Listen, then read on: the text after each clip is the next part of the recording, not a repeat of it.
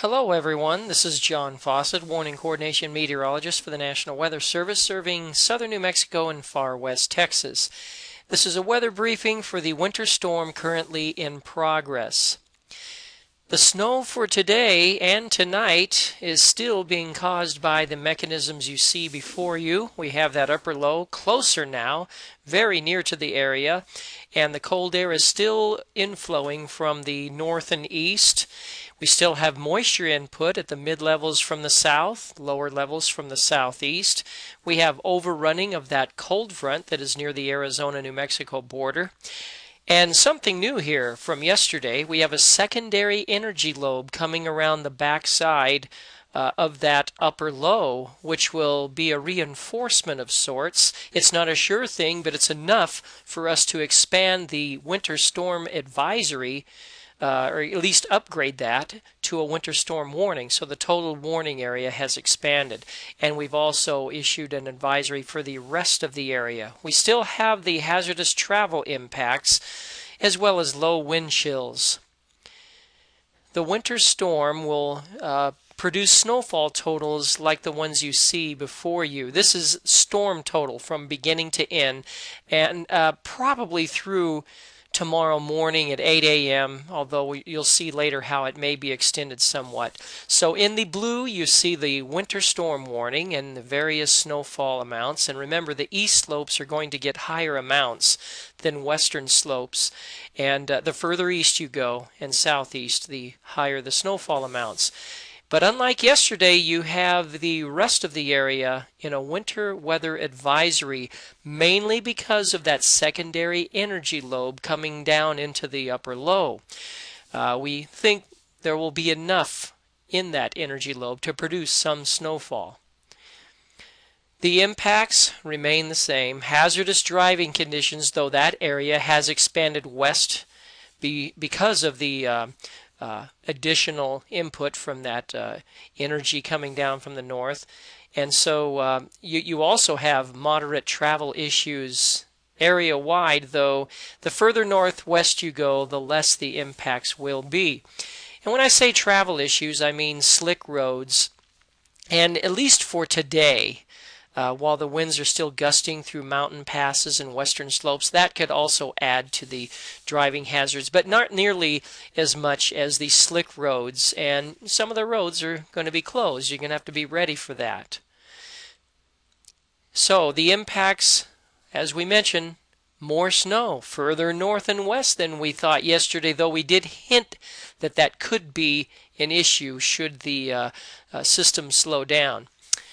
Snow amounts continue to be greater along eastern slopes of mountains, and the winds will be stronger on the western slopes of mountains. And that could contribute to blowing snow, and that lowers the visibilities as well. Yes, that's another driving hazard I forgot to mention, the low visibilities. The road closures will be more frequent in the southeastern half of the area, indeed the further south and east you go. And the international airport could see disruptions to their operations because of the low ceilings and the low visibilities. But as mentioned yesterday, I'll bet those kids are loving it. I've seen plenty of pictures on Facebook proving that fact. Uncertainties. Now the uncertainties hinge upon that secondary impulse.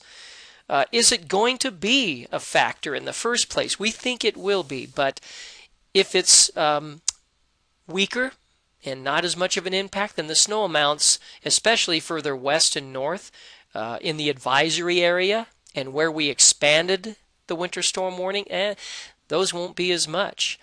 The speed of that secondary impulse, if it slows down, that means a longer duration of the snow, increasing the snowfall amounts, especially in the southern and eastern portions, far west Texas and Doñana County, for example.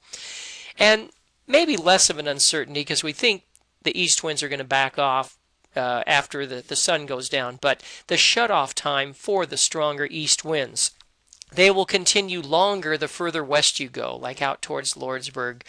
But the cold wind chills with those east winds are more of a factor further east. And so that should be dropping off after the sun goes down. And then moving along to the warnings and watches, you already saw these graphically, but just to go over that again, through 8 in the morning, we've got the winter storm warning out for far west Texas and most of Luna County, the southern two-thirds of Doñana County, and all but northwestern Otero County in New Mexico.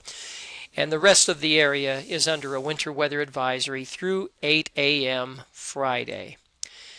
To summarize those impacts, hazardous driving from heavy snow, both in slick roads and with lower visibilities, and that would be through early tomorrow, early Friday, especially south and east of a line from Columbus, New Mexico to Alamogordo, New Mexico. You have those low wind chills. That's mainly this afternoon, the remainder of the time. The time of this briefing is about 3 in the afternoon, so you don't have much time left for the low wind chills with those gusty east winds through the western slopes and mountain passes, especially in the eastern two-thirds of the area. Now, the lower visibilities and ceilings, they're going to be hanging on tonight into early tomorrow, so that's going to cause disruptions to El Paso International Airport. And again, keep up on the latest, because these storms are not clear-cut in how they will affect the area in terms of duration and intensity. And we will definitely be updating you, and there are many ways to keep in touch. First of all, emergency managers and their partners will be able to contact us through our NWS chat room. And then everybody else, go to our website, weather.gov/El Paso, or find us on Twitter at NWS El Paso. Finally, on Facebook, search for U.S. National Weather Service El Paso. I want to thank you for watching again, and we may have another update if it's needed.